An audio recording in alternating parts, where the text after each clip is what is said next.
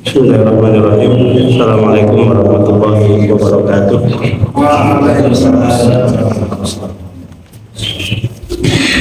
Alhamdulillah nahmaduhu wa nasta'inuhu wa nastaghfiruh wa na'udzu billahi min shururi anfusina wa min sayyi'ati a'malina. Man yahdihillahu fala mudilla lahu wa man yudlil fala hadiya lahu. Asyhadu an la ilaha illallah wahdahu la syarika lahu wa asyhadu anna Muhammadan abduhu wa rasuluhu alladzi la nabiyya ba'dahu. Syukur kita panjatkan kepada Allah, salawat dan salam kita tercurahkan kepada Nabi Muhammad sallallahu alaihi wasallam. Alhamdulillah kita bisa berkumpul di tempat yang penuh berkah ini. Semoga Allah jadikan pertemuan ini menjadi amal saleh bagi kita. Bapak dan Ibu yang Allah muliakan, pagi hari ini kita melanjutkan pembahasan As-Saffat 103. As-Saffat ayat 103 ya. A'udzu billahi minasy syaithanir rajim. A'udzu billahi minasy syaithanir rajim.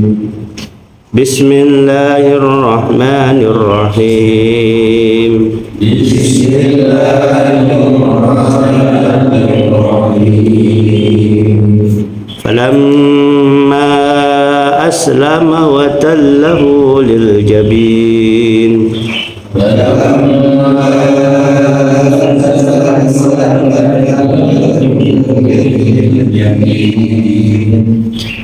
وَنَادَيْنَاهُ أَن يَا إِبْرَاهِيمُ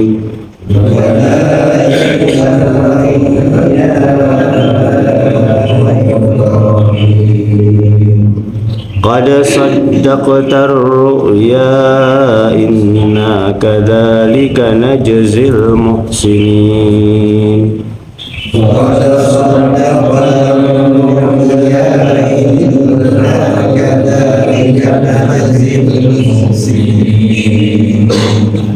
إن هذا لهو البلاء المبين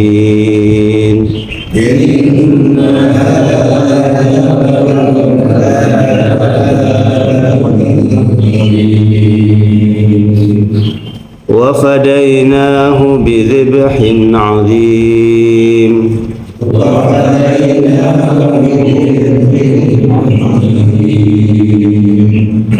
وتركنا عليه في الآخرين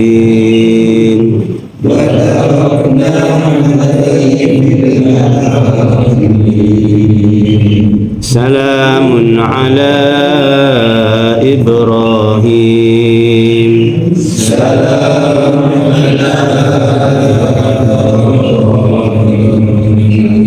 كذلك نجزي المحسنين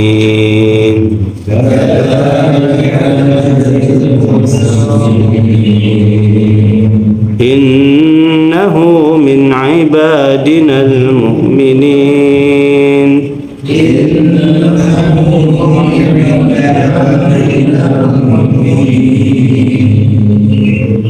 وبشرناه بإسحاق نبيا من الصالحين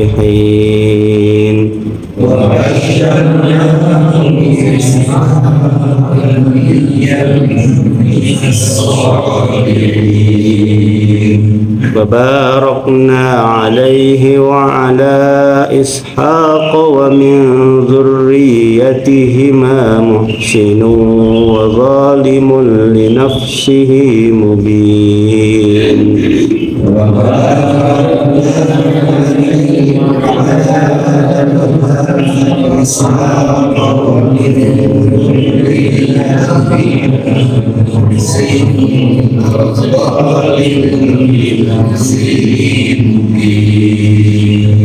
Sadaqallahul azim. Alhamdulillah barusan kita baca Quran surat Saffat 103 sampai 113. Semoga apa yang kita baca menjadi keberkahan bagi kita. Ini melanjutkan pembahasan sebelumnya tentang Nabi Ibrahim. Kalau kita lihat urutannya itu, kalau kita lihat urutan ayatnya, kenapa kita baca sampai 113? Karena ayat ke 114 itu sudah berbicara tentang Nabi Musa dan Harun. Kemudian ini sudah Musa dan Harun. Artinya dalam surat ini pembahasan tentang Nabi Ibrahim itu sampai 113, melanjutkan daripada surat yang ayat yang sebelumnya. Ayat yang sebelumnya 102 itu sedikit mengulangi dulu. Ini Allah terangkan di dalam surat ini mengenai bagaimana Allah berikan seorang anak yang saleh. Rabbi habli minas salihin. Ya Allah, karuniakanlah kepada kami anak yang saleh. Jadi doanya Nabi Ibrahim itu sempurna. Ini kan doanya sebelum beliau ini ya, beliau punya anak. Qala inni dzahibun ila rabbi sayahdin rabbi habli minas salihin. Karuniakanlah kepada kami anak yang saleh.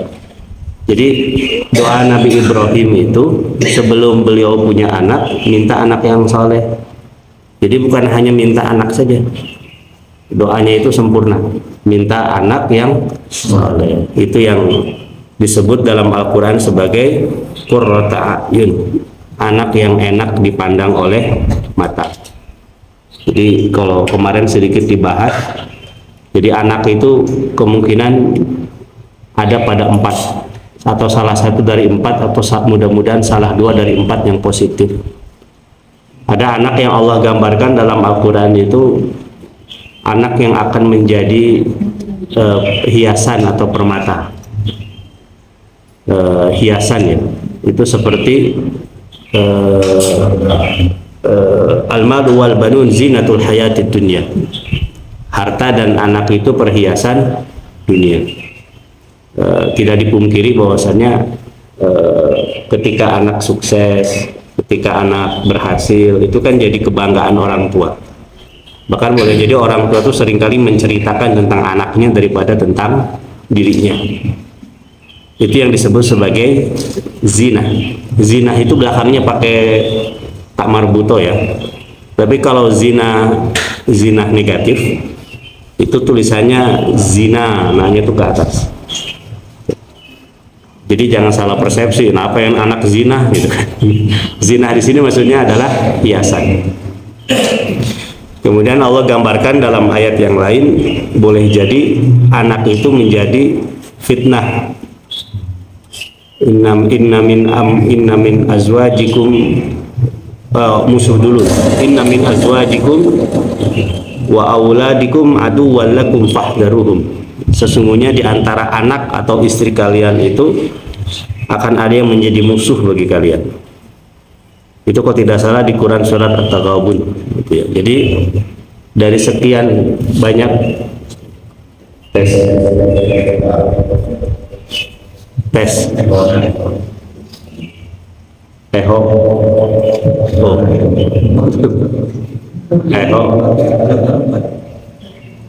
kalau dimatikan suara saya terdengar tidak? Matikan aja deh.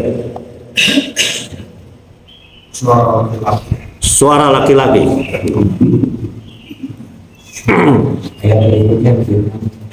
Oh, ayat berikutnya ya. Oh, innama amwalukum wa auladukum fitnah. Sesungguhnya innama amwalukum, harta dan anak kalian itu akan menjadi fitnah. Fitnah itu ujian. Ketika anaknya susah diatur, ditangkap polisi, tersandung narkoba, itu kan menjadi fitnah ya, menjadi ujian. Orang tua bukan bangga dengan adanya anak, malah orang tua menjadi malu. Kan gak ada orang tua, alhamdulillah pun anak ditewak ke polisi, gak ada itu. Pasti itu menjadi beban malu di tengah masyarakat itu fitnah. Nah, yang ayat selanjutnya ya. Iya. Inna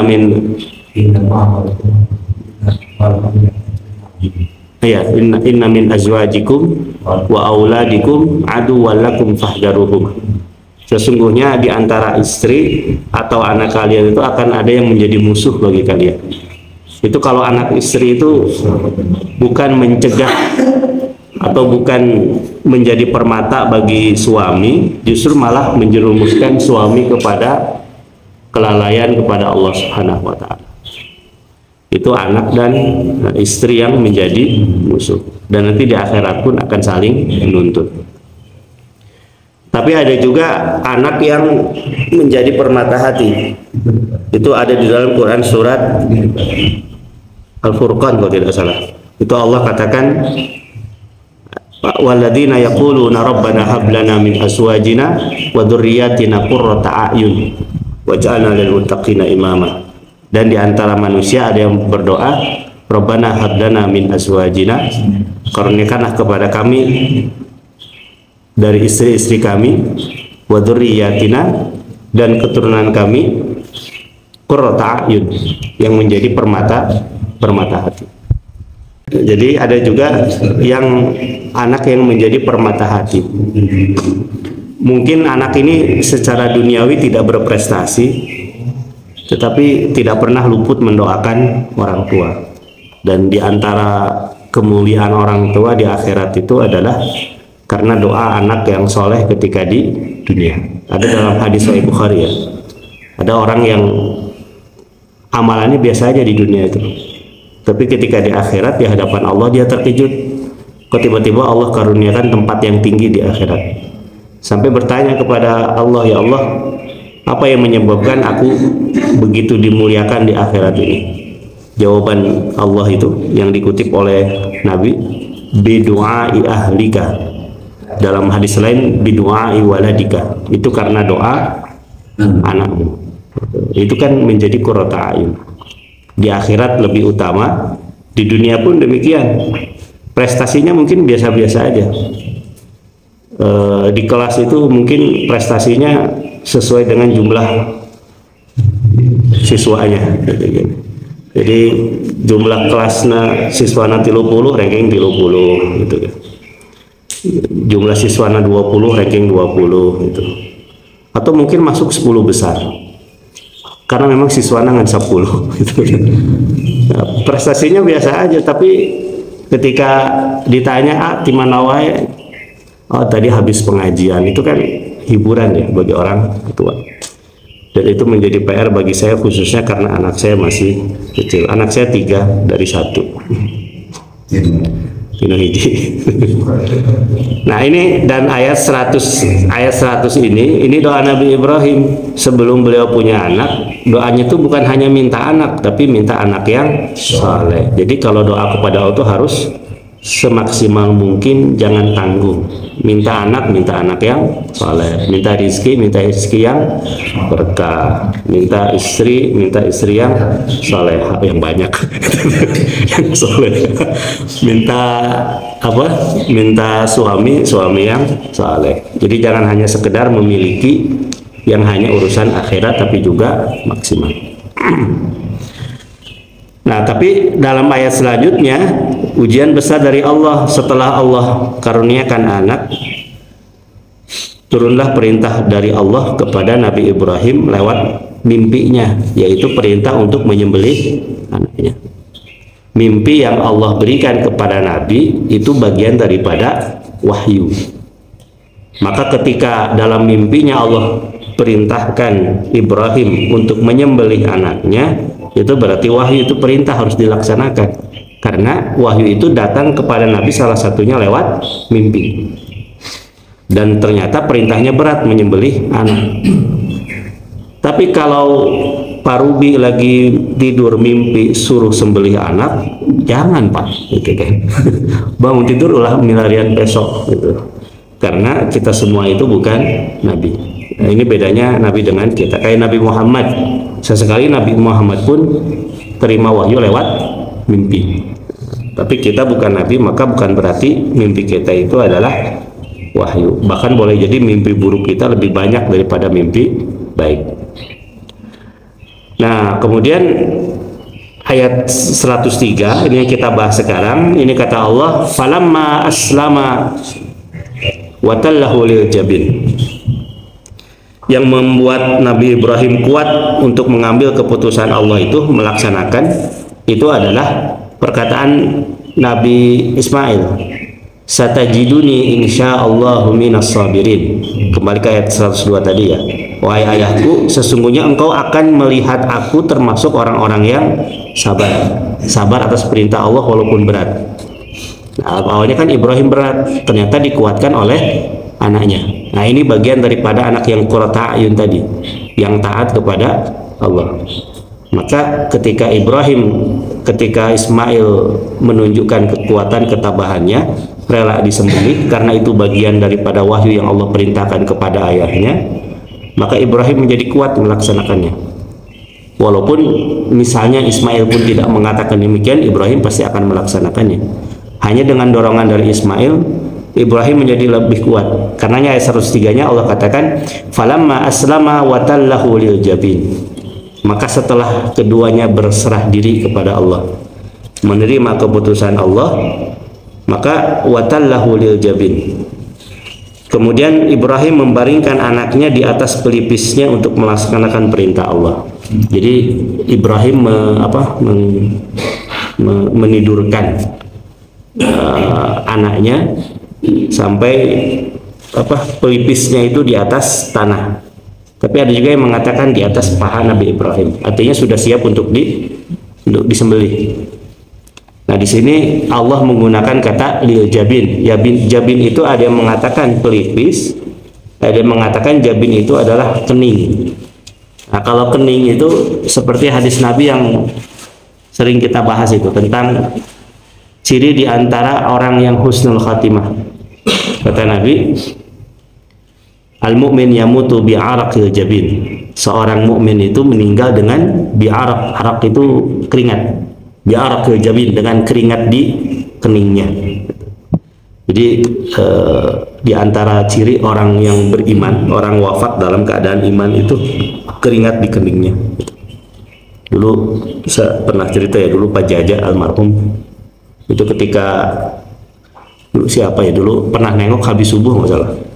Itu ke rumahnya dilihat sudah secara medis sudah berat ya, tapi ketika saya lihat ininya mulai berkeringat gitu.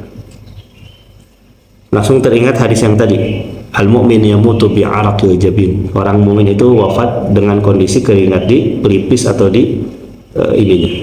Feeling saya udah mulai ada firasat, ini sepertinya bentar lagi. Ini betul kan, asalnya wafat. Ibu saya juga sama dulu ketika di RSCM Februari kemarin itu sudah mulai keningnya itu kelihatan ya, sudah mulai berkeringat gitu. Di sini udah ada belum? Belum ada ya. Nah, itu mengenai jabin. Nah, ini ternyata istilah jabin Allah sebutkan juga di dalam Al-Qur'an, Quran surat As-Saffat ayat 13 103 ketika Allah menceritakan tentang persiapan Nabi Ibrahim untuk menyembelih anaknya. Kemudian wanadainahu ayya Ibrahim. Kemudian kata Allah, wanadainahu ayya Ibrahim, lalu kami panggil dia wahai Ibrahim. Kami di sini maksudnya adalah Allah. Tapi tidak berbicara langsung Allah kepada Nabi Ibrahim. Karena yang berbicara langsung dengan Nabi Ibrahim itu hanya Nabi Musa. Wa kallama Musa taklima.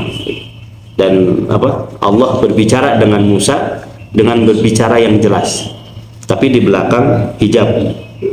Musa dan Allah tidak saling melihat karena dihalangi oleh hijab. Dan memang ada hadis Nabi yang mengatakan tidak mungkin Allah itu bisa dilihat ketika di dunia. Tapi Allah berbicara langsung dengan Ibrahim ketika di bukit Tursina. Wa kallama Musa taklima. Itu yang menyebabkan Nabi Adam itu tidak nyaman ketika diprotes oleh Nabi Musa. Kan Musa itu kan protes kepada Nabi Adam ya, diceritakan oleh Nabi Muhammad. Wahai Adam, kenapa engkau memakan buah yang diharamkan itu? Kalau tidak memakan maka kami semua pasti akan tinggal di surga, mual riweuh di dunia itu. Tapi jawaban Nabi Nabi Adam itu, wahai Musa, Jangan cerita tentang masa lalu, kurang lebih. Justru yang harus engkau ingat itu adalah nikmat yang sudah Allah berikan kepadamu. Engkaulah satu-satunya manusia yang Allah berbicara langsung kepadamu. Artinya level Nabi Muhammad saja tidak, hanya Nabi Musa. Itu. Nah, Nabi Ibrahim di sini juga itu tidak langsung. Wa nadainahu ayya Ibrahim, dan kami seru wahai Ibrahim. Di sini Allah menggunakan tidak kata aku, tapi adalah kami. Kalau kami itu berarti kata kerja yang melibatkan makhluknya, yaitu malaikat. Wa nadainahu ayya Ibrahim. Jadi ketika hampir disembelih, Allah justru malah memanggil Nabi Ibrahim. Qad saddaqta ru'ya inna kadzalika najzil muhsinin. Engkau sudah membenarkan mimpi itu, inna kadzalika najzil muhsinin. Maka sesungguhnya kami akan berikan pahala yang besar bagi mereka yang berbuat baik. Jadi pas mau disembelih, Ibrahim dipanggil oleh Allah, wahai Ibrahim. Kan jadi nggak jadi nyembelih itu. Ternyata Allah memberikan pesan. Pesannya apa? Qad saddaqta ru'ya. Engkau telah membenarkan mimpi. Jadi mimpi yang merupakan wahyu itu tidak disangkal oleh Nabi Ibrahim. Artinya Ibrahim sangat taat kepada Allah. Inna kadzalika najzil muhsinin. Maka dengan pembenaran mimpi tersebut, sungguh kami akan berikan pahala kepada orang yang berbuat baik, diantaranya adalah Ibrahim. Dan puncak dari kebaikan itu adalah membenarkan kebenaran. Itu puncak daripada kebaikan. Seperti siapa? Abu Bakar Siddiq ya. Abu Bakar Siddiq itu kan walaupun belum masuk Islam, beliau tidak pernah berbuat maksiat. Dampaknya apa? Ketika ada berita tentang Islam, mudah menerima Islam, langsung percaya kepada berita tentang Isra Mi'raj. Sejak itulah beliau dijuluki sebagai As-Siddiq. As-Siddiq itu artinya yang membenarkan. Nah, kalau kita lihat di Quran surat An-Nisa ayat 69 kalau tidak salah ya, yang merupakan tafsiran bagi Quran surat Al-Fatihah, ihdinas siratal ladzina an'amta 'alaihim, maka Quran surat Nisa ayat 69-nya Allah katakan siapa mereka yang Allah berikan nikmat dalam Quran surat Al-Fatihah itu, apa kata Allah? Ulaikal ladzina an'amallahu 'alaihim minan nabiyyin, siddiqin, syuhada dan salihin. Siapa yang taat kepada Allah, maka mereka akan dikumpulkan bersama para nabi, para siddiqin, para syuhada, kemudian para salihin. Yang disebutkan oleh Allah itu nabi dulu, setelah nabi kemudian siddiqin, setelah siddiqin kemudian syuhada. Jadi yang membenarkan kebenaran itu pahalanya lebih besar daripada para syuhada. Itu kata Syekh Sa'di. Jadi membenarkan kebenaran itu pahalanya lebih besar daripada gugur di medan perang. Makanya kenapa di antara 4 sahabat Nabi yang masuk Khulafaur Rasyidin disepakati oleh para ulama yang paling mulia itu adalah Abu Bakar. Padahal Umar Utsman itu adalah syahid. Dan kondisi keduanya akan syahid itu sudah ada firasat dari Nabi ketika di atas Gunung Uhud. Jadi Nabi pernah naik ke atas Gunung Uhud bersama Abu Bakar, Umar dan Utsman. Tiba-tiba gempa.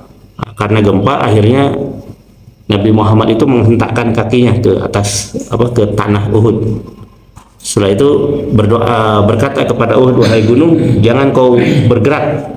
Karena di atasmu ini ada Nabi Allah, ada Nabiullah, ada Siddiq, ada seorang Siddiq yaitu Abu Bakar, dan ada 2 orang syahid yaitu Umar dan Utsman. Pada Umar Utsman masih hidup. Nah, Nabi Muhammad sudah memberikan isyarat 2 orang ini akan syahid. Tapi yang disebutkan oleh Nabi tetap Abu Bakar terlebih dahulu karena membenarkan yang benar. Jadi membenarkan yang benar itu dosa pahala amal soleh paling tinggi. Kebalikannya, mengingkari kebenaran itu pun dosa paling besar. Menolak kebenaran itu pun dosa paling besar. Nabi Muhammad datang kemudian ditolak, nah itu dosa paling besar. Apalagi kalau tahu bahwasanya memang betul dia itu adalah nabi, tapi karena dengki akhirnya ditolak. Itulah yang terjadi kepada ahlul kitab. Tadi rakaat pertama dibacakan alladzina atainahumul kitab ya'rifunahu kama ya'rifuna abna'ahum. Sesungguhnya orang yang telah kami berikan kitab suci, mereka mengetahui sebagaimana mereka mengetahui anak-anak mereka. Sesungguhnya mereka mengetahui Nabi Muhammad sebagaimana mereka mengetahui anak-anak mereka. Itu kata Allah dalam Al-Quran. Jadi para pendeta, para pastor, apalagi yang dulu ya, yang dekat dengan Nabi Muhammad, itu tahu betul anak Nabi Muhammad sebagaimana seorang ayah tahu tentang anaknya. Kan seorang ayah pasti tahu ya anaknya, punya anak 5 kan pasti tahu karakter masing-masing, punya anak 3 kan pasti tahu karakter masing-masing. Itu Allah ilustrasikan sebagaimana mereka ahlul kitab mengetahui Nabi Muhammad. Tapi kenapa mereka kemudian menolak? Karena dengki. Itulah dosa paling besar, menolak yang namanya kebenaran. Udah gitu lebih parah lagi, dihiasi dengan tipuan setan ya. Kesesatan mereka dianggap indah, dianggap kebenaran. Nah, ini lebih parah lagi. Kemarin kan tanggal berapa kemarin itu? Tanggal 9 ya. Tanggal 9 Mei kemarin kan muncul ini ya, paus baru ya. Konklav Paus Leo 14 ya. Jadi ketika asap putih keluar dari basilika keluar, itu pertanda paus baru sudah terpilih. Jadi kalau asap hitam yang keluar berarti belum terpilih, masih pemilihan. Asap putih keluar berarti paus baru sudah terpilih. Dan sukacita umat mereka itu kan. Saya termasuk ikut memperhatikan lah ya fenomena ini, walaupun dibilang nggak ada kerjaan juga gitu kan, tapi memperhatikan ini kok ada sesuatu yang aneh ya. Ini dalam perspektif kita ya sebagai seorang muslim melihat yang lain gitu. Ada sebuah hierarki keagamaan dan ada sosok yang memang punya wewenang penuh untuk menafsirkan kitab sucinya, bahkan mengeluarkan hukum. Kalau dalam versi kita kan umat Islam yang berhak menentukan hukum siapa? Allah. Inil hukmu illa lillah. Keputusan itu hanya milik Allah. Tapi kalau versi mereka enggak. Yang punya kewenangan penuh menentukan hukum, menafsirkan itu adalah paus. Awalnya manusia biasa, kemudian diangkat berdasarkan kesepakatan, berubah menjadi suci, dan yang keluar darinya dianggap suci. Dalam versi kita itu kan sesuatu yang aneh. Bagaimana mungkin kesucian itu ditentukan oleh manusia, bukan oleh Allah? Tapi yang namanya sesuatu yang dianggap benar pasti akan dianggap indah. Makanya kan Umar bin Khattab keluar dari masjid mau pulang, sampai di perjalanan melihat ada sebuah tempat ibadah Yahudi ya. Kemudian Umar tampak dari luar ada orang yang sedang beribadah dengan khusyuk. Umar pulang, sampai di rumah Umar tuh menangis. Ditanya oleh istrinya, "Beb, kenapa menangis?" Gitu. Kata Umar, "Aku tadi melihat dalam perjalanan dari masjid ke rumah ini ada sebuah tempat ibadah. Di dalamnya ada seorang rahib yang sedang beribadah sangat khusyuk. Tiba-tiba aku teringat Quran surat Al-Ghasyiyah ayat 2 dan ayat 34 ya. Amilatun nasibah tasla naran hamiyah." Mereka beribadah dengan sungguh-sungguh, beramal saleh dengan sungguh-sungguh, tasla naran hamiyah, tapi ujungnya mereka kepada neraka. Saya khawatir dan saya sedih melihat dia tadi yang beribadah.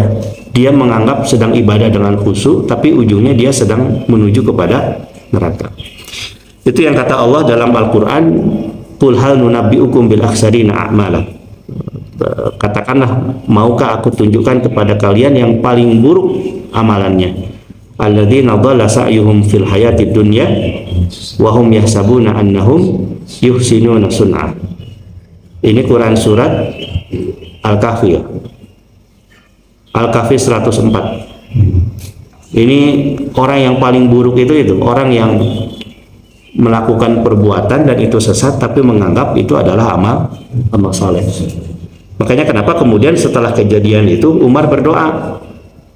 Ini bukan doa Nabi, tapi dicetuskan oleh Umar. Allahumma arinal haqqa haqqa warzuqna ittiba'ah wa arinal batila batila warzuqna ijtinabah. Ini doanya Umar, bukan doanya Rasul. Tapi kemudian para ulama salafus saleh mengamalkan doa Umar ini sampai terus kepada kita. Itu setelah banyak terjadi pada Umar fenomena-fenomena seperti itu. Di samping memang Umarnya sendiri pernah terjadi pergolakan kehidupan kan. Sebelum masuk Islam begitu bencinya kepada Nabi Muhammad, tapi setelah masuk Islam begitu cintanya kepada Nabi Muhammad. Nah, itu yang harus kita berlindung kepada Allah Subhanahu wa taala. Nah, kalau Ibrahim itu membenarkan kebenaran, maka inilah pahala yang paling besar. Makanya kata Allah di sini, inna kadzalika najzil muhsinin, sesungguhnya kami akan berikan pahala kepada orang-orang yang berbuat baik. Kemudian kata Allah, inna hadza lahuwal bala'um mubin, sesungguhnya ini merupakan ujian yang sangat berat. Ini itu maksudnya adalah perintah untuk menyembelih anak. Jadi perintah menyembelih anak itu adalah, ini Allah sendiri yang mengungkapkan al-bala al-mubin, ujian yang sangat berat, dan itu pasti akan menimpa kepada setiap orang dengan jenis ujian yang macam-macam. Nah, kebetulan ujian kepada Nabi Ibrahim itu adalah perintah untuk menyembelih anak. Wallahu alam ujian apa yang akan Allah berikan kepada kita. Tapi ujian itu pasti ada. Apakah ujian apa? Harta gitu. Ataukah ujian anak gitu. Anak meninggal, ya. Kemarin anak teman meninggal, padahal lagi lucu-lucunya. Kan anak 3 tahun itu kan lagi lucu-lucunya ya. Kayak anak saya yang bungsu itu kan 3 tahun lagi lucu-lucunya, mirip pisan bapak anak gitu. Itu lagi lucu-lucunya. Tapi anak teman saya diambil oleh Allah. Itu ujian yang sangat berat. Ini pun yang terjadi kepada Nabi Ibrahim. Kemudian kata Allah, wa fadainahu bidzibhin adzim, kemudian kami tebus dengan sembelihan yang besar. Wa fadainahu ayya Ibrahim wa fadainahu bidzibhin adzim, dan kami tebus anak itu dengan seekor sembelihan yang besar. Ini kata beliau, kata Allah Subhanahu wa taala. Jadi setelah Ibrahim pasrah menerima perintah Allah, kemudian Ismail disimpan di atas tanah untuk disembelih. Kemudian malaikat menyeru Ibrahim untuk berhenti menyembelihnya. Langsung Allah tukar posisi Nabi Ismail dengan seekor kibas. Ada ahli tafsir Sesadi mengatakan, di satu sisi Allah pun kemudian menurunkan larangan kepada Ibrahim untuk menyembelih anaknya. Kemudian diganti oleh yang namanya kibas, dan itulah kemudian menjadi sunnah yang berlangsung sampai sekarang. Ada yang namanya Idul Adha, hari berkurban, Yaumut Tadhiyah, hari berkurban.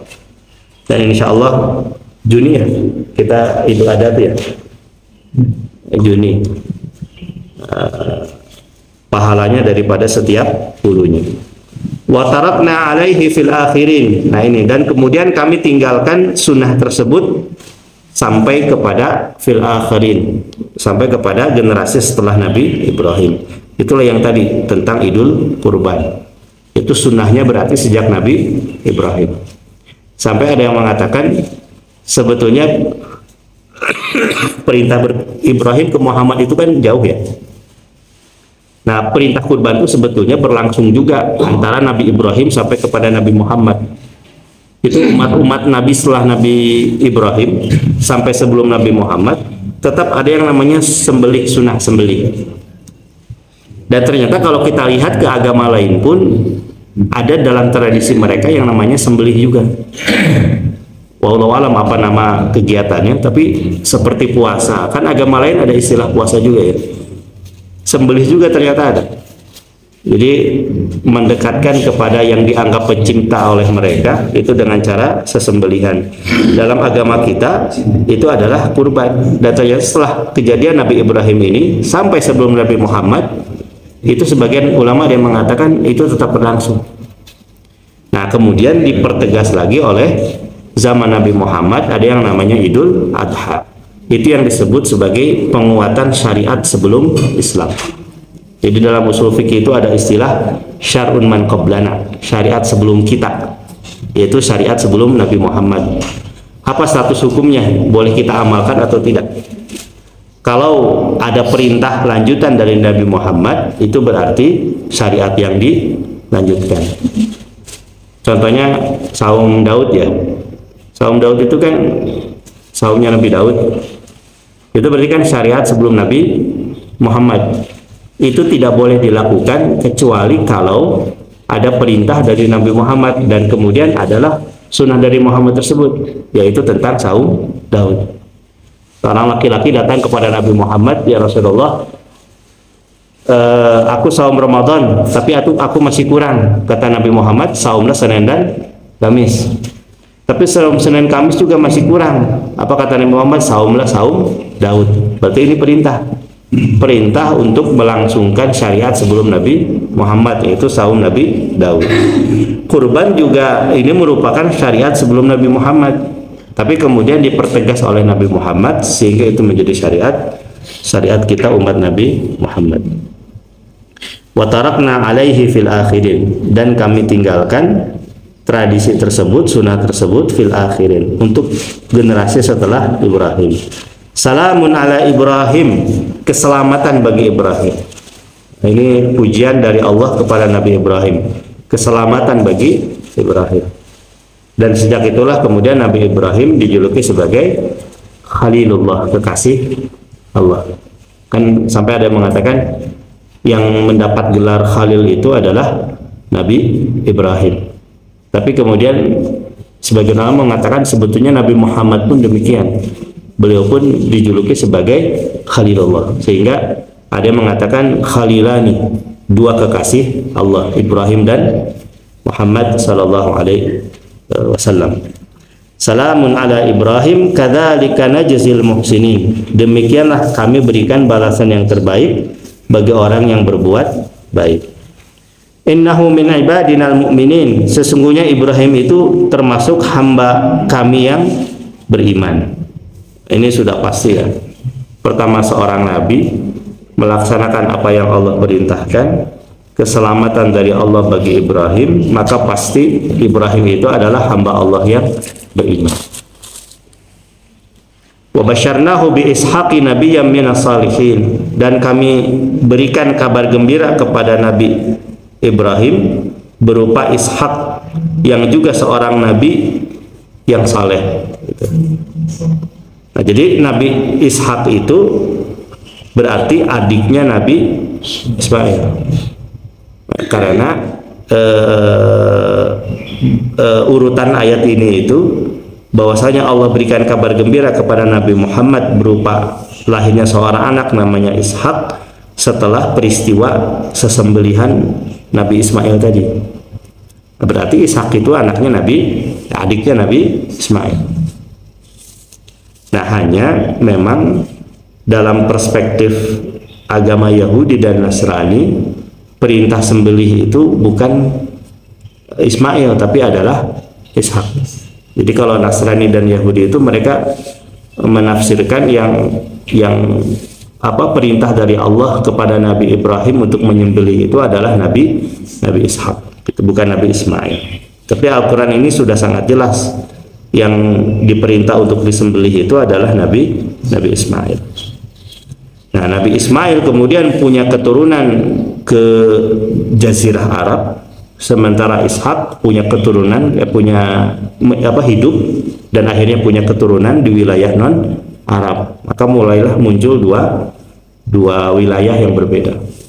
Nah, sebagian ada yang berpendapat kenapa ahlul kitab itu menolak kenabian Nabi Muhammad, karena Allah jadikan nabi terakhir itu dari kalangan Arab, gitu. Bukan dari kalangan mereka, gitu. Padahal sebetulnya Nabi sendiri yang mengatakan tidak ada keutamaan antara Arab dan non-Arab kecuali karena ketakwaan. Tapi karena sudah kecintaan kepada sukunya, akhirnya menolak nabi terakhir karena dari keturunan Arab, yaitu Nabi Ismail. Itu kalau sudah dengki itu sulit. Nabi Ishak dan Nabi Ismail. Wa barakna alaihi wa ala Ishaq wa min dzurriyyatihi ma muhsinun dzalimun li nafsihi mubin. Dan kami berkahi Ibrahim dan kami berkahi juga Ishak, wa min dzurriyyatihi ma muhsin, dan di antara keturunan keduanya itu ada orang-orang yang muhsin, ada orang-orang yang berbuat baik. Tapi di akhir ayatnya Allah katakan, dan ada pula yang terang-terangan berbuat zalim terhadap dirinya sendiri. Nah, apa penafsirannya ini? Jadi kan kata Allah, kami berkahi Ibrahim dan juga Ismail otomatis, dan kami juga berkahi yang namanya Ishak, wa min dzurriyyatihi ma muhsin, dan di antara keturunan keduanya ada yang berbuat baik, wa zalimun li nafsihi, tapi di antara keduanya juga ada yang berbuat zalim kepada dirinya sendiri. Ini diartikan bahwasanya yang zalim di sini itu adalah yang justru malah merusak ajaran Nabi mereka.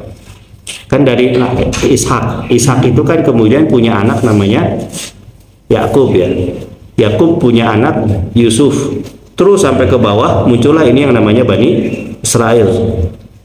Ada yang mengartikan zalimun li nafsi di sini adalah Bani Israel tersebut yang mengingkari ajaran Nabi Muhammad, bahkan merusak ajaran Nabi mereka sendiri.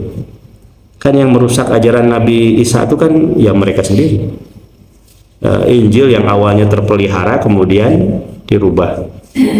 Nabi Isa yang awalnya seorang Nabiullah dirubah menjadi Tuhan.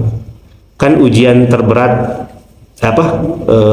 kekuasaan Allah yang paling hebat yang tampak oleh manusia itu kan bisa menghidupkan dan bisa mematikan. Quran surat Al-Mulk ayat 3. Alladzi khalaqal mauta wal tabarakalladzi biyadihil mulku wa huwa ala kulli syai'in qadir. Maha berkah Allah yang di tangannya ada kekuasaan dan dia maha kuasa atas segala sesuatu. Ayat ketiganya itu menjelaskan di antara kekuasaan beliau itu dan yang sangat tampak bagi manusia itu apa? Alladzi khalaqal mauta wal hayat. Dialah yang menciptakan kehidupan dan kematian. Sehebat apapun yang aku Tuhan tidak bisa menghidupkan dan tidak bisa mematikan. Muncul Nabi Isa. Nabi Isa itu kemudian Allah berikan mukjizat bisa menghidupkan orang yang mati. Ini ujian bagi umatnya. Apakah mukjizat ini memperkuat iman kepada Allah, ataukah justru malah berubah, malah mengkultuskan Nabi Isa? Ada manusia yang bisa menghidupkan orang yang mati. Nah, yang zalimul li nafsi ini justru yang mengkultuskan, memposisikan Nabi Isa menjadi anak Tuhan. Akhirnya mereka tersesat dan ajaran tradisi itu akhirnya terjadi sampai sekarang. Muncullah kemudian dua sekte besar, yaitu Katolik dan Protestan. Nah, ini zalimul li nafsi. Di antara kalangan keturunan Nabi Ibrahim khususnya adalah kepada ahlul kitab. Wallahu a'lam bishawab. Baik Bapak Ibu yang Allah muliakan, mungkin sekian dulu ya yang kita bahas pada pagi hari ini. Masih ada waktu kalau mau menambahkan, tapi mangga dulu itu.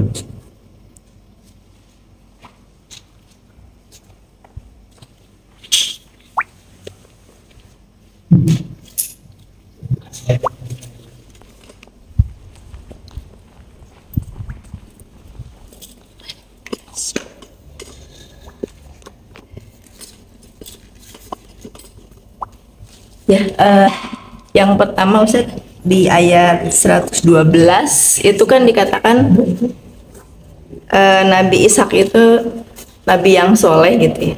Kan sebetulnya semua nabi pasti soleh ya gitu. Hanya saya lihat juga tadi saya sempat cari kayak Nabi Idris tuh kan disebut siddiqon nabiyan gitu, kemudian makanan alian gitu di surat Maryam itu. Jadi ada nabi-nabi yang secara eksplisit disebutkan keutamaannya gitu ya. Dan sepertinya tidak 25 nabi gitu yang disebut gitu. Nah, apakah itu ada makna lain gitu bahwa satu nabi itu lebih utama dibanding nabi yang lain gitu? Ataukah karena kan memang masing-masing beda ujiannya ya. Tapi ya tadi apakah jadi ada tersirat oh nabi ini lebih mulia daripada nabi yang lain gitu. Nah itu apakah begitu gitu ya? Kenapa ada yang eksplisit disebut ini nabinya yang siddiqun nabiyan, ada yang juga yang tidak. Kemudian yang kedua, doa yang di Al-Furqan itu yang dzurriyyatina gitu ya, azwajina wa dzurriyyatina.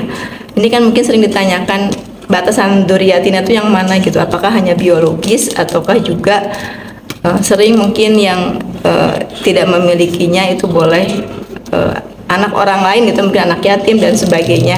Itu pun sampai doanya gitu ya ke situ. Karena kan kalau azwajina mungkin tidak ada alternatif lain ya. Kalau azwajina mungkin memang harus dinikahi betul. Nah itu. Jadi batasannya sampai mana gitu. Karena seolah-olah jadi ya yang tidak punya bagaimana gitu untuk berharap anak soleh gitu.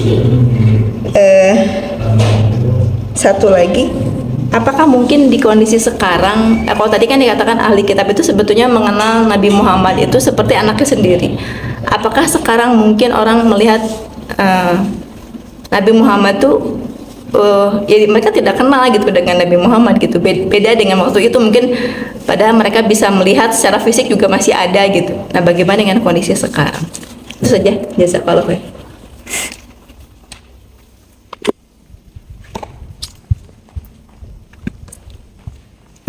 Yang pertama dulu ya, berkaitan dengan nabi ya, kayak ini wa nabi yang minas salihin. Ishak itu nabi, wa basyarnahu bi Ishak nabi yang minas salihin. Kami berikan kabar gembira kepadamu wahai Ibrahim dengan kedatangan Ishak nabiyan, yang mana dia seorang nabi, yang mana dia seorang nabi yang soleh. Berarti ada nabi nutus soleh ya. Secara bahasa memang maknanya begitu ya. Cuman mungkin ini tidak bermakna sebaliknya, tapi maknanya itu adalah penegasan. Sebagaimana Ismail yang soleh, juga Nabi Ibrahim, Nabi Ishak itu adalah soleh. Apalagi beliau seorang nabi, maka pasti soleh. Tapi memang betul dalam Al-Quran itu beberapa nabi itu disematkan kelebihan-kelebihannya. Di antara kelebihannya itu kayak gini ya, saleh, atau yang kedua siddiq. Innahu kana siddiqan nabiyya. Sesungguhnya dia itu adalah seorang nabi yang siddiq, yang membenarkan yang benar, karena dia adalah seorang nabi, siddiqan nabiyya. Atau dalam hadis Nabi ya tentang ulul azmi, ulul azmi yang memiliki semangat yang tinggi karena dakwahnya yang kuat atau kemuliaan. Itu kan ada 5 nabi ya, Nabi Nuh, Nabi Ibrahim, Nabi Musa, Nabi Isa, Nabi Muhammad. Itu 5 ulul azmi. Karena memang kelima nabi ini dihidupkan dalam kondisi yang sangat rumit, yang sangat berat, khususnya dalam dunia dakwah, sehingga tenaga dakwahnya sangat besar, pengorbanannya sangat besar, maka disebut sebagai ulul azmi. Kenapa tidak nabi yang lain tidak disebutkan sebagai ulul azmi, atau mungkin tidak disebutkan sebagai siddiq? Ini gambaran bahwasannya setiap nabi itu secara garis besar semuanya mulia, tetapi yang namanya peringkat ada saja, itu selalu ada itu. Makanya kan tentang Nabi Muhammad, siapa Nabi Muhammad itu? Innahu, dia itu adalah seorang sayyidul anbiya, penghulu para nabi. Yang namanya penghulu pasti paling tinggi posisinya. Setelah itu baru nabi-nabi setelahnya. Sehingga dalam kajian akidah itu selalu dibahas nabi yang paling mulia itu adalah nabi yang ada dalam kriteria ulul azmi tadi yang 5. Tapi dari 5 ini yang paling mulia itu adalah Nabi Muhammad. Jadi yang namanya nilai keutamaan selalu ada aja. Di antaranya adalah pada Nabi. Wallahu a'lam bishawab. Nah, bentar nih, kaitan itu kan ada nilai keutamaan masing-masing. Bagaimana dengan ayat yang la nufariqu baina ahadin bi rusulih, itu kira-kira konteksnya kemana? Itu konteksnya ada ayat yang sebelumnya, ada yang mengimaninya, ada yang menolaknya. Itu kan Quran surat wa qalu sami'na, akhir Quran surat Al-Baqarah ya. perintah amana rasulu bima unzila ilaihim min rabbihim wal mu'minun. Kok ayatnya lupa ya? Kulun amana billahi wa malaikatihi Amana rasulihi la nufarriqu baina ahadin min rusuli, ya ujungnya itu. Kami tidak akan membedakan baina ahadin min rusuli, di antara sosok-sosok di antara rasul tersebut. Itu kalau melihat ayat sebelumnya, ini pada aspek keimanannya. Artinya tidak membedakan itu, jangan dibedakan iman kepada A kemudian iman kepada B, karena kami tidak membedakan, semuanya itu adalah nabi kami. Selalu ada konteks dengan ayat yang sebelumnya. Jadi kalau pada aspek keimanan jangan dibeda-bedakan, karena itu kan ahlul kitab begitu, percaya kepada nabi A, nolak kepada nabi B. Nah, kami menegaskan la nufarriq, dengan kemuliaan atau nilai kemuliaan yang berbeda-beda itu kami tidak membedakan, semuanya itu adalah nabi kami yang wajib diimani oleh kalian. Itu bersambung dengan ayat sebelumnya kalau menurut saya, yaitu dalam konteks imannya. Tapi dalam konteks nilai kemuliaan itu jelas ya, para sahabat sepakat afdalul anbiya itu adalah Nabi Muhammad. Setelah itu kemudian para nabi setelahnya. Adapun manusia yang paling utama kata mereka itu adalah selain Rasulullah, para nabi, ya itu adalah Abu Bakar. Sehingga ada ungkapan afdalun nas ba'dal anbiya alal itlaq Abu Bakar. Yang paling mulia di antara manusia setelah para nabi itu adalah Abu Bakar. Di antara 4 sahabat Rasyidin ini tetap ada nilai kemuliaan yang berbeda. Yang paling utama itu adalah Abu Bakar, pun juga pada nabi. Gitu. Wallahu a'lam bishawab. Kemudian yang kedua tentang ahlul kitab ya. Oh ya, dzurriyyat dulu. Apa batasan dzurriyyat itu? Secara garis besar dzurriyyat itu ya biologis ya. Hubungannya biologis dulu. Wa dzurriyyatu Adam. Kalau Adam kasusnya beda lagi, karena dia manusia yang pertama, kemudian punya anak 4, 2 laki-laki 2 perempuan. Nah kemudian kita keturunan Adam, karena memang setiap manusia berawal dari Adam. Tapi kalau konteksnya Quran surat Al-Furqan itu, ad-dzurriyyat itu konteksnya adalah yang keturunan dari hasil pernikahan, anak dan cucu. Hanya memang tidak ada pembatasan, batasannya itu sampai ke bawah kemana gitu. Apakah sampai pada level cucu, atau anaknya cucu, atau cucunya cucu. Nah itu tidak ada penjelasan batasannya mana gitu. Di dalam Quran surat At-Tur ayat 21 ya, walladzina amanu wattaba'atuhum biiman alhaqnahum, ada kalimat dzurriyyah juga di situ. Itu kan akan disusul orang yang beriman meninggal dalam kondisi keimanan, maka akan disusul oleh generasi setelahnya, dzurriyyatnya masuk ke dalam surga dan akan berkumpul di sana gitu. Nah ini juga kan tidak dijelaskan keturunannya itu sampai batas berapa gitu. Wallahu a'lam bishawab. Tapi yang jelas keturunan itu bukan ke atas, ke bawah. Ke bawah, namanya juga turun gitu. Kecuali bapak itu tidak terus. Kecuali di Bandung ada jati handap tapi naik kaluhur. Jati handap tapi naik kaluhur. Bumi di mana? Di jati handap. Nah, kaluhur, jati luhur, iya mah. Jati luhur di Purwakarta gitu. Nah, tapi yang namanya dzurriyyat ya keturunannya pasti ke bawah. Gitu. Turunan status Pak Haji. Betul. Itu tentang dzurriyyat. Sampai sekarang saya belum menemukan batas turunan itu apakah generasi kedua, ketiga, keempat. Wallahu a'lam bishawab. Tapi yang jelas adalah keturunan biologis ke bawah. Itu dari definisi dzurriyyatnya. Tapi kalau definisi daripada amal jariah itu kan tidak hanya dari anak kandung, anak yang kita didik. Kayak saya di kampus ya, kan ada mahasiswa-mahasiswi itu gitu. Kemudian atau siapapun lah, Pak Gunawan ngajar ngaji di masjid, atau siapapun lah ilmu yang kita sampaikan, kemudian itu diamalkan dan kemudian menyebar, kan yang kita kita didik, kita ajarkan itu kan bukan hanya anak kandung tapi juga yang lain, kemudian bermanfaat. Nah, dari segi pahala amal jariah itu bukan hanya dari anak kandung, tapi kalau definisi dzurriyyat itu adalah keturunan daripada biologis. Sehubungan dengan keturunan itu, bagaimana tentang Habib-Habib yang itu kita kan 5 tahun tetap aja sama rata, sama aja ya, atau gimana gitu. Keturunan Nabi Muhammad tetap itu pun yang menjadi menjadi mulia itu bukan karena keturunannya, mulia itu karena amal saleh.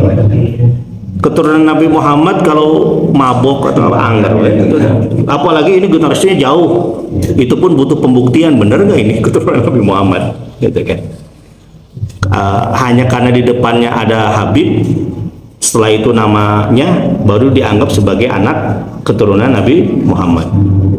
Tapi kalau Ustadz Acep Habib bukan keturunan karena Habibnya di belakang. Habibnya bukan di depan dia tapi di belakang, gitu kan? Makanya bukan keturunan Nabi, gitu kan? Habibur Rahman. Itu kekasih Allah yang Habibur Rahman. Kalau saya Sohib bukan Habib, bukan keturunan Nabi Muhammad. Jadi Habib-Habibnya sekarang pun ya harus diuji betul nggak itu keturunan Nabi Muhammad. Dan kalaupun betul keturunan Nabi Muhammad, ya tetap kemuliaan itu bukan dari karena keturunannya, tapi kemuliaan itu karena amal salehnya. Hanya memang keturunan Nabi Muhammad itu pertama, dia ada konsekuensi hukumnya ya. Orang yang mengaku Nabi Muhammad keturunannya tidak boleh menerima sedekah, nggak boleh menerima sedekah. Dan bagian daripada sedekah itu ada yang mengatakan itu juga zakat. Maka yang mengaku keturunan Nabi tidak boleh menerima zakat. Tapi kalau menerima hadiah boleh. Tapi kalau menerima zakat tidak boleh. Yang kedua, keturunan Nabi Muhammad kalau melanggar hukum ya tetap harus dihukum. Tapi ada peringatan dari Allah dalam Al-Quran, memang kalau mencaci maki keturunan Nabi itu tidak boleh. Menghukum dengan mencaci dua hal yang berbeda ya. Menghukum karena memang tindak pidananya, tapi mencaci maki kehormatannya itu tetap tidak boleh. Dan itu sebetulnya bukan hanya kepada keturunan Nabi Muhammad, bukan keturunan Nabi Muhammad tidak boleh mencaci maki kehormatannya. Wallahu a'lam. Kemudian yang ketiga tentang ini ya, ahlul kitab. Kalau dulu pada zaman Nabi Muhammad mereka berjumpa dengan Nabi Muhammad, maka sangat pasti mereka tahu siapa itu Nabi Muhammad, sebagaimana mereka kenal kepada anaknya. Lalu bagaimana kalau sekarang? Kalau saya melihat sekarang itu ada dua. Ada ahlul kitab yang menjadi pemuka agamanya, ada ahlul kitab yang menjadi umatnya yang dengan agama mereka pun mereka awam gitu. Kalau mereka kayak level pastor, kayak level paus, pendeta, saya kok sampai sekarang masih meyakini mereka itu tahu sosok Nabi Muhammad. Dan itu sudah sedikit lagi ya, dan itu sudah dibuktikan oleh Dr. Sanihu Munir, seorang kristolog, ketika debat di Balai Kota 2004 atau 2003 dulu. Dr. Stanley dengan Profesor Sanihu Munir. Ini Islamolog, ini kristolog. Islamolog berarti non muslim belajar Islam, kristolog berarti orang Islam belajar Kristen. Itu Dr. Sanihu Munir bisa bahasa Inggris, bisa bahasa Arab, bisa bahasa Ibrani. Itu Dr. Sanihu Munir. S1-nya ilmu kesehatan, S2 S3-nya kristologi di Filipina. Sekarang guru besar di Filipina. Itu beliau bilang ke Dr. Stanley ini, Pak Pendeta, ini ada kitab kitab suci yang kalian imani, gitu kan. Ditunjuki, kata Dr. Stanley Munir, kalian menganggap nggak ini kitab yang diakui di gereja kalian? Dr. Stanley Munir bilang, ya betul, itu gereja yang kami pakai dan kami akui. Kata Dr. Stanley Munir, coba buka halaman sekian. Pas dibuka, di situ Dr. Stanley Munir berhasil menunjukkan nama Ahmad, yang merupakan nama lain bagi Nabi Muhammad yang akan diutus setelah Nabi Isa. Kemudian ditanya, kata Dr. Stanley Munir, Anda pernah baca ayat ini enggak dalam kitab suci kalian ini? Pernah. Dan Anda tahu? Ya tahu. Dan Anda tahu bahwasanya akan ada sosok Nabi setelah Nabi Isa namanya Ahmad? Ya, kami pun mengetahui. Ujung kalimatnya Dr. Sanur bilang, kalau Anda sudah mengakui, kami sekarang tinggal menunggu kapan Anda mengucapkan syahadat. Sampai sekarang nggak mengucapkan. Sampai detik ini.